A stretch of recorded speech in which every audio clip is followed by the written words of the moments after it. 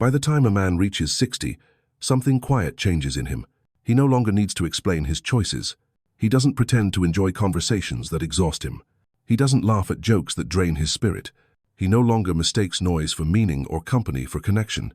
He's lived enough life to know what matters, and what only seemed to do. He's felt the weight of promises broken softly.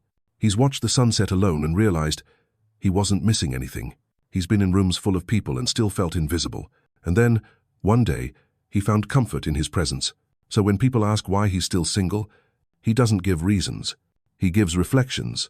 Because the truth is, he didn't wake up one day and decide he didn't want love.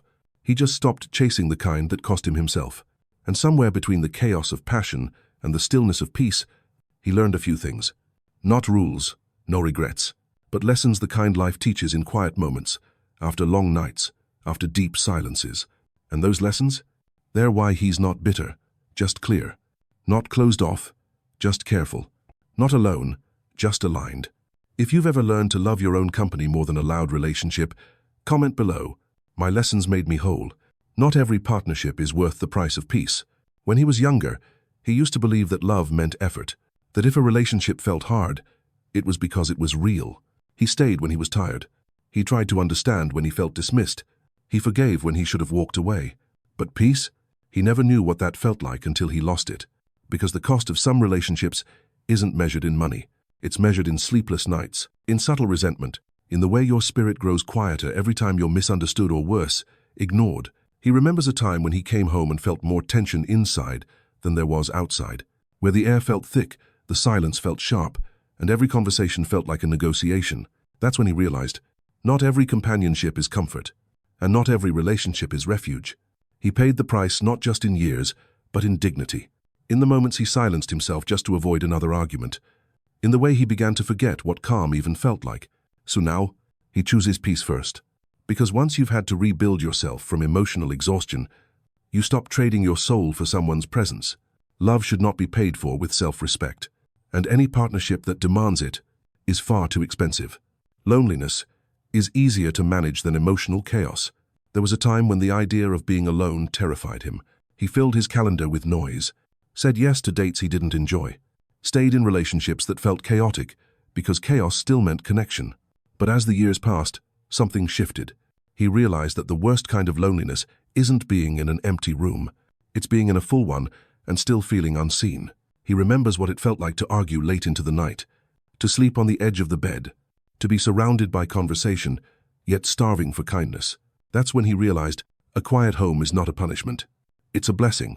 Silence, once feared, became sacred. He found comfort in routines, peace in solitude, wholeness in the echo of his own thoughts.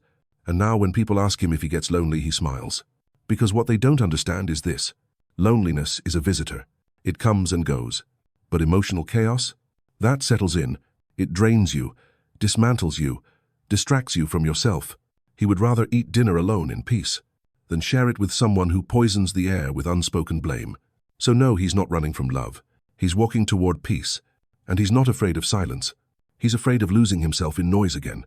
Compatibility is rare and can't be forced. There's a difference between chemistry and compatibility. It took him decades to see it. Because in the beginning, it always felt good. The attraction, the spark, the rush. She laughed at his jokes. He held her hand like he meant it. For a moment, it felt easy. But slowly, the cracks would show. They wanted different things. She needed constant attention. He needed space. She liked chaos. He craved calm. Her way of expressing love was different, not wrong, just misaligned. And every time they clashed, he tried harder.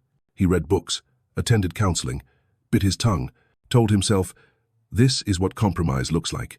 But compromise started to feel like collapse, like he was shrinking to fit someone else's mold, like he was pretending, just to keep the relationship alive. Now he knows. You cannot force harmony between instruments that play on different scales. And silence? Silence is not failure. It's wisdom. It's the space between two people who respect each other enough not to fight what can't be fixed. At this age, he no longer molds himself to match. He aligns or he exits. Because compatibility isn't found in fireworks. It's found in rhythm, in shared values, in peace that doesn't require constant repair. And if it doesn't flow, he doesn't force it. Because life is too short and too sacred for forced love. Fixing someone is not his job. He's always been a good listener, empathetic, solid, the kind of man people leaned on when their lives began to shake. And for years, that felt like love. He thought if he just loved her enough, she would change. If he stayed calm, stayed patient, stayed kind, her anger would soften, her anxiety would ease, her wounds would heal. But what he learned the hard way is this: love can support healing, but it cannot do the work for someone. He became the emotional janitor, cleaning up after every outburst, absorbing moods, tiptoeing around triggers, offering reassurance that never seemed to land. And slowly he began to disappear. His needs were always less urgent, his voice too quiet, his pain invisible next to hers. He started confusing caretaking with connection, until one day he realized he was just managing someone else, not loving them. Now, he still listens, he still cares, but he no longer signs up to be someone's emotional rehab center, because fixing someone is not his job. It never was. He's not cold now. He's clear. If a woman brings unresolved trauma to the table, she better bring self-awareness and accountability too, because he won't carry what doesn't belong to him anymore. And the version of him that once believed love meant sacrifice, he's been replaced by a man who knows love must also include self-respect. Romantic ideals fade, reality stays. He used to believe in the fairy tale, that love was supposed to feel like a movie, that a good relationship was all about grand gestures, deep eye contact, perfect timing, that if it was meant to be, it would be easy. But life and heartbreak taught him otherwise. He saw what comes after the honeymoon phase, after the flowers wilt and the bills pile up, after illness strikes, after words are said that can't be unsaid. He lived the dream, and then he had to clean up after it, because real life isn't a romance novel. It's messy, and sometimes love isn't enough. Sometimes value don't align. Sometimes one person grows while the other stays still. Sometimes the idea of who they were together was more beautiful than the reality, and over time, he stopped craving the fantasy. He stopped looking for someone to complete him. He stopped waiting for the magical feeling. Now, he values function over feeling. Can we sit in silence comfortably? Can we disagree without disrespect? Can we hold each other up without losing who we are? That's the real romance. So he doesn't chase the spark anymore. He watches for consistency.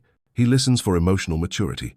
He stays where peace grows, not just where passion burns, because the ideals faded. But in their place, something better remained. Clarity.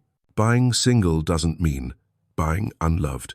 People assume he's missing something, that without a romantic partner, he must feel incomplete. That love, real love, only exists in the context of coupledom. But that's not what his life looks like. He is, in fact, surrounded by love. He feels it in the small texts from his grown kids, in the joy of his grandchild running into his arms, in the steady voice of a lifelong friend calling just to check in, even in the quiet, the kind that says, "This moment is enough." He used to believe that love had to look a certain way: dinner dates, matching coffee mugs, long vacations.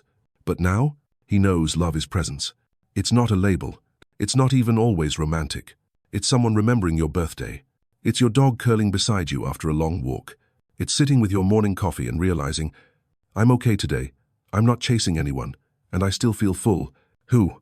So no, he's not unloved. He just stopped outsourcing love to one single person. He found it in many places, including himself. And when you reach that kind of wholeness, you stop feeling single. You just feel centered. He likes his life now just the way it is.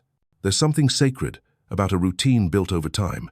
The way his mornings unfold slowly, coffee in hand, favorite chair, no one rushing him to be somewhere he doesn't want to go. His home isn't just four walls. It's a reflection of who he's become.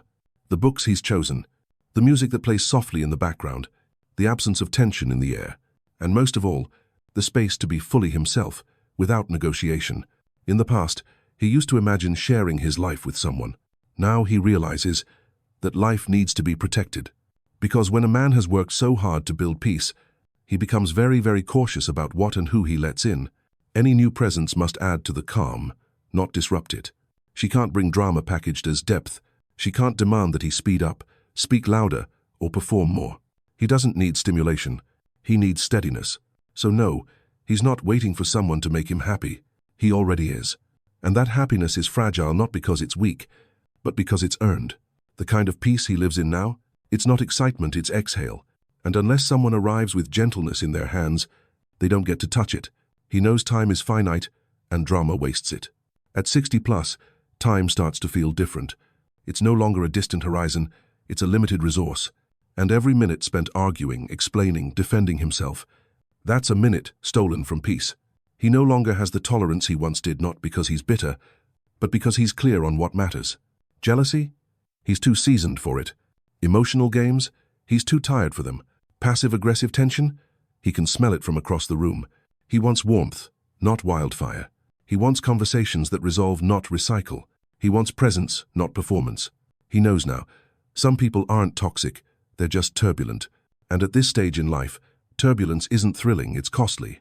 He values his time the way he once valued ambition. Now, a sunset matters more than winning an argument. A nap in the afternoon beats a dramatic phone call. Laughter with friends outshines old relationship scripts. So when he sees the warning signs, emotional instability, neediness, drama framed as passion, he doesn't confront it. He simply walks away, because time is too precious to spend in circles, and peace, once found, is too sacred to gamble. He finally knows who he is and won't trade that. Perhaps the most important lesson of all, he finally knows who he is. And it didn't come easy. It came after years of shape-shifting to please others, after swallowing his thoughts to avoid conflict, after playing roles provider, protector, fixer even when he was tired. But solitude taught him truth. He realized he's not difficult, he's deliberate. He's not cold, he's composed. He's not lost, he's liberated from the need to prove anything. And once a man truly meets himself, his real self, not the version others expected, he becomes fiercely protective of that identity. Now, when someone asks him to bend, he pauses. When someone tries to shape him, he smiles and steps back. Because love, no matter how warm, is not worth losing the clarity he bled to gain. He doesn't adjust anymore. He aligns. If the relationship doesn't match his values, if it asks him to soften what took him years to strengthen, he lets it pass. He's not hard to be with. He's just not easy to mislead anymore. And that version of him? He won't trade for anything, especially not for temporary closeness. He's not lonely. He's loyal to himself, to the man he became through heartbreak, solitude, and self-reflection, to the quiet standards he now lives by, to the version of peace he used to only dream about, but now protects with both hands. So when someone asks, "Why are you still single at 60?" he doesn't get defensive. He smiles, because he knows the answer isn't about bitterness or loss. It's about honor. He didn't lose love. He found himself. And at this stage in life, that's the most important relationship of all. Now it's your turn. What's the hardest lesson you learned about love after 50? Leave a quiet comment below. Someone younger might read it and save themselves years of pain.